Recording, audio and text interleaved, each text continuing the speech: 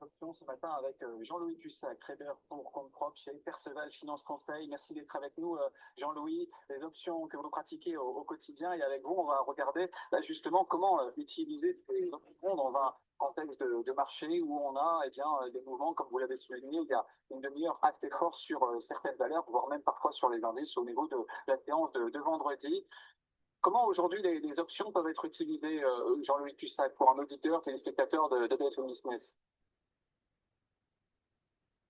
Avant de se lancer sur le marché des options, c'est vrai qu'il y a plusieurs choses importantes à savoir, c'est-à-dire connaître les règles du jeu. Si vous vous intéressez au CAC 40, elle fonctionne d'une certaine manière. Vous vous intéressez au SP 500, elle fonctionne d'une autre manière. Alors, il y a évidemment de très, très, très grandes similitudes. Mais par exemple, la référence, le sous-jacent, sur le CAC 40, sur le marché européen, c'est le cash, c'est l'indice CAC 40. Sur le SP 500, c'est le futur. Donc, vous voyez, c'est déjà une première petite différence. Euh, il y a vraiment des choses importantes à maîtriser, c'est cette notion de couverture. À partir du moment où vous achetez une option, vous prenez, vous payez votre risque, et une fois que c'est payé, c'est payé. Donc, vous pouvez perdre ce que vous avez investi, par contre. Et si vous vendez à découvert une option, et bien à ce moment-là, il y a cette notion de couverture qui va évoluer. Donc, il faut être conscient au départ de plusieurs choses, c'est-à-dire de combien pourrait évoluer cette couverture et est-ce que j'ai les moyens de faire face, parce que même à toute chose qu'elle par ailleurs, cette couverture peut être peut bouger fortement parce que elle dépend de la volatilité du marché implicite. Donc, vous voyez, vous avez volatilité historique, c'est le passé, volatilité implicite, c'est ce qu'on redoute en gros des cours à venir, enfin de l'évolution à venir.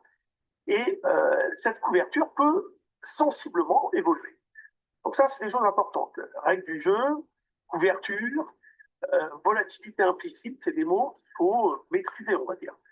Alors là, aujourd'hui, on a des marchés erratiques.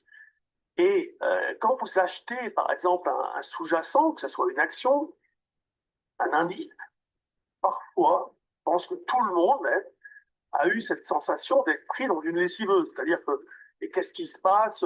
Ça monte, ça baisse, et ils sont fous, c'est n'importe quoi, etc. Bon, ok. Donc, les options, en fait, vous apportent une certaine sérénité. Si vous achetez l'option, vous allez fermer ce risque sous-jacent éventuellement, ou vous allez vous dire, moi, je choisis un sens, j'ai investi une certaine somme, et si j'ai tort, je ne perdrai que ce que j'ai investi, et ça peut représenter 1, 2, 3% de votre capital.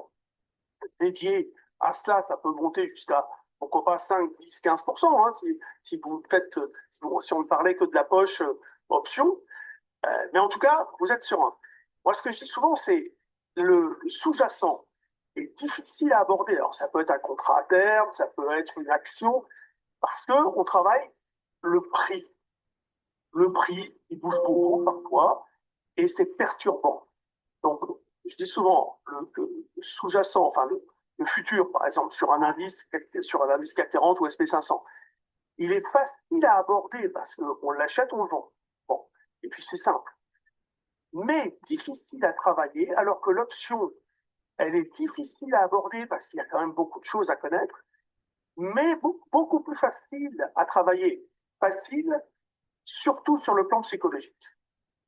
C'est vrai que les options ont été créées pour trois choses importantes, trois raisons importantes, c'est couvrir un actif financier, et bien ensuite booster une performance, et ça veut dire qu'on va jouer, entre guillemets, avec une petite somme qui représente, si vous voulez, un dixième, un vingtième de la valeur du sous-jacent.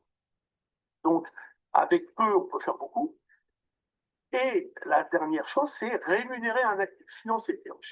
J'ai le sous-jacent, alors je touche des dividendes, par exemple, et de temps en temps, eh bien, je peux vendre l'option.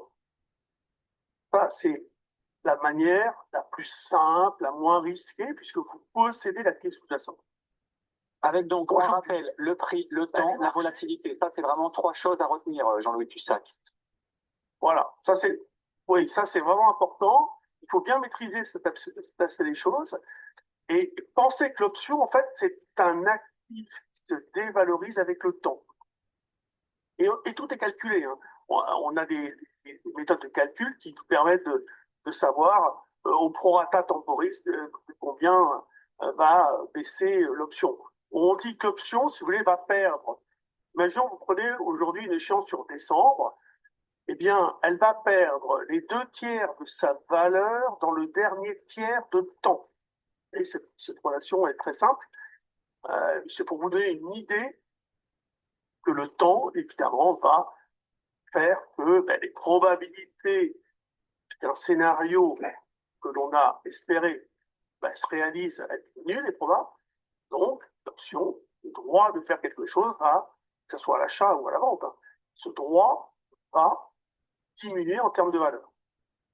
Actuellement, vous avez des marchés très particuliers, c'est vrai, très erratiques, qui sont constamment sous la menace d'une déclaration de, en ce moment, c'est Trump, hein, on l'a vu vendredi encore. Alors, vendredi, il agite le chiffon rouge, le marché plonge, avec d'accélération violente en fin de séance parce que, si vous voulez, les options, la spéculation a un impact très important sur le comportement du marché. Parfois, vous dites, il n'y a aucune logique. Si, il y a une logique. Le problème, ce n'est pas une logique fondamentale, c'est une logique technique.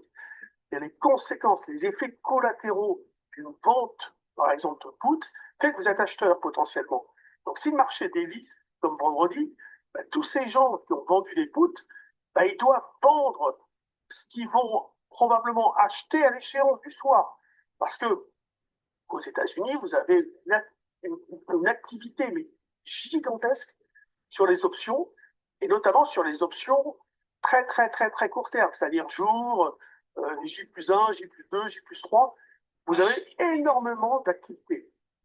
Et donc, l'impact sur le comportement du marché peut surprendre. Si vous voulez bien analyser et comprendre ce qui se passe sur un marché, il faut intégrer votre compréhension, les options. Vous ne pouvez pas laisser les options de côté.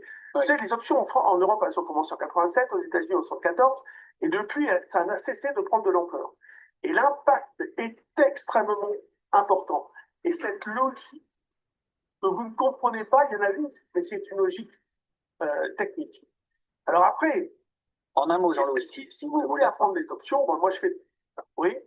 Alors, pour les options, on peut très bien aller sur ChatGPT et lui demander un cours d'options. Ok, très bien. Mais il y a quand même des subtilités qui pourront pas, que vous ne pourrez pas avoir. C'est l'interprétation de la volatilité implicite. C'est-à-dire que si vous êtes quelqu'un qui a observé cette volatilité implicite, que vous savez vous en servir, que vous savez interpréter sa hausse, sa baisse, sa manière d'évoluer en fonction de le marché monte, normalement le marché monte, la volatilité implicite baisse. Mais parfois c'est pas le cas comme actuellement. Donc pourquoi, comment, etc. C'est compliqué d'en parler en 5 minutes. Et on aura bien sûr l'occasion d'en reparler. C'est passionnant. Oui. On en reparlera dans les prochaines émissions. Et je vous invite donc à étudier ça. On est pris par le temps. Merci de nous avoir partagé ces clés de compréhension. Jean-Louis Cussac, Perceval Finance Conseil. Donc on se focus sur l'option que nous faisons chaque jeudi sur BFM Business.